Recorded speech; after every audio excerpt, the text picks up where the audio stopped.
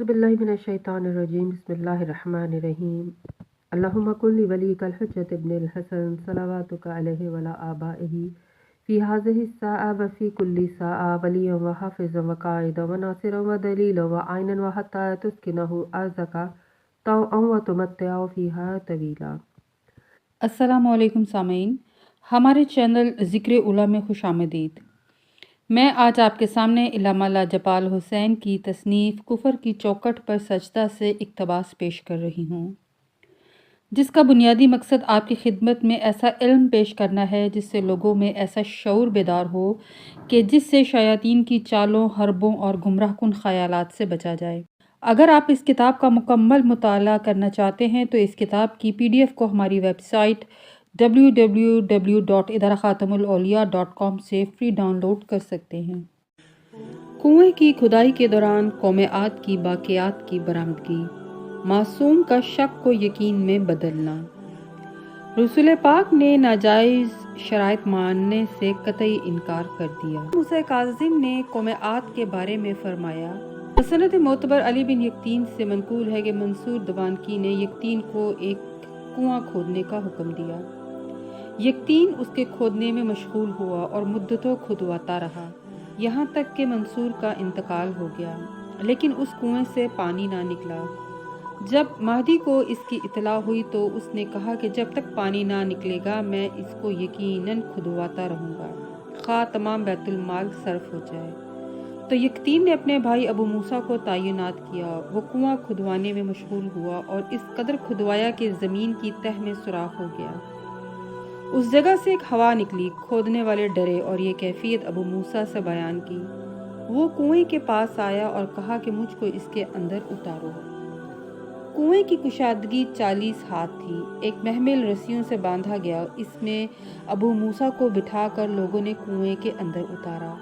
जब वो कुएं की तह में पहुंचा, उस सुराख से उसको सख्त खतरा महसूस हुआ। उसने उसके नीचे हवा की आवाज़ सुनी। हुक्म दिया तो सुराख को बड़ा किया गया और 2 शख्सों को महमिल में बिठाकर उसके नीचे की खबर लाने के लिए सुराख के अंदर उतार दिया। वो दोनों एक अरसे तक उसके अंदर रहे। फिर रस्सियों को हरकत दी तो महमिल को ऊपर खींचा। उन दोनों ने बयान किया कि हमने अजीब अमूर मुशाहिदा किए। मुर्दों को देखा जो सब पत्थर हो गए हैं। उनके मालो ज़रूफ और मकानात हर शय पत्थर की है। मर्द और औरतें लिबास पहने हुए हैं।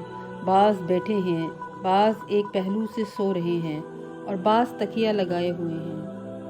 जब हमने उन कपड़ों को हाथ लगाया तो वो मिस्ले गुबार के हवा में उड़ गए। उनके मकानात अपने हाल पर बाकी हैं। अबू मूसा ने ये कैफियत मेहदी को लिख भेजी, जिसको सुनकर तमाम उलमा गर्क़े हैरत हो गए और किसी की समझ में कुछ ना आया। आखिर मेहदी ने मदीना में ख़त भेजा और हज़रत इमाम मूसा काज़िम अलैहिस्सलाम को इस मुश्किल के हल के लिए तलब किया। वो हज़रत इराक़ तशरीफ़ ले गए। महदी ने यह वाक़या आपकी खिदमत में अर्ज़ किया। ये सुनकर हज़रत बहुत रोए, फरमाया कि ये सब बकिया कौम आद हैं।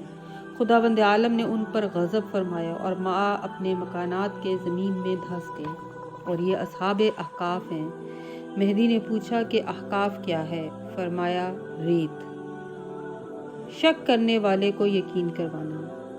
मंसूरी ने कहा है कि मुझे मेरे चचा ने बयान किया है। वो कहता है, मैं एक दिन मुतवक्किल खलीफा अब्बासी के पास हाजिर हुआ और वो शराब पी रहा था।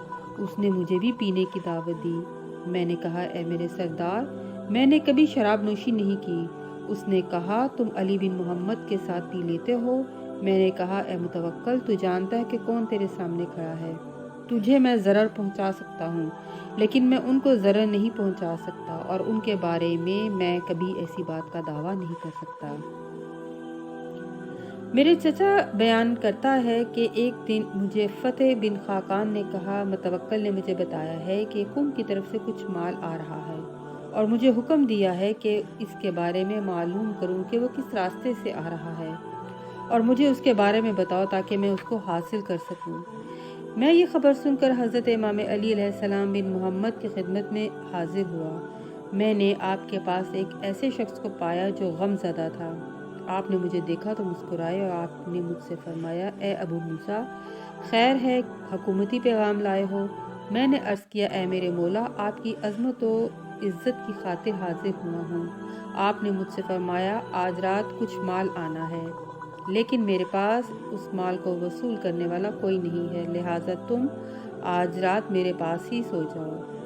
جب رات ہوئی اور آپ کھڑے ہوئے اور اپنا وظیفہ یعنی نماز ادا کرنے لگے، آپ نے رکوع سلام پر ہی ختم کر دیا، یعنی اس سے معلوم ہوتا ہے کہ مستحب نماز کو توڑا جا سکتا ہے، اور مجھ سے فرمایا ایک شخص آیا ہے اور اس کے پاس مال ہے، خادم اس کو میرے پاس نہیں آنے دے رہے، لہٰذا تم باہر جاؤ اور اس کے پاس جو کچھ ہے وہ لے لو۔ میں باہر نکلا، میں نے دیکھا اس کے پاس ایک گٹھری ہے اور اس میں مال ہے۔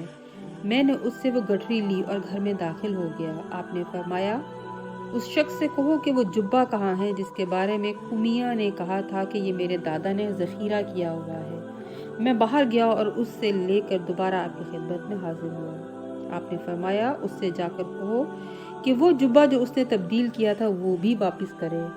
میں دوبارہ باہر آیا اور اس سے وہی کچھ کہا۔ اس نے کہا ہاں میری ایک بیٹی ہے جو اس کو پسند کرتی تھی، اس نے یہ جبہ تبدیل کر دیا تھا، میں ابھی جاتا ہوں اور اس کو لے کر آتا ہوں۔ آپ نے فرمایا باہر جاؤ اور اس سے کہو تحقیق اللہ تعالیٰ ہمارے مال کو ہمارے لیے محفوظ رکھتا ہے، اور جاؤ اور اس کی بغل سے وہ جبہ نکال کر لے آؤ۔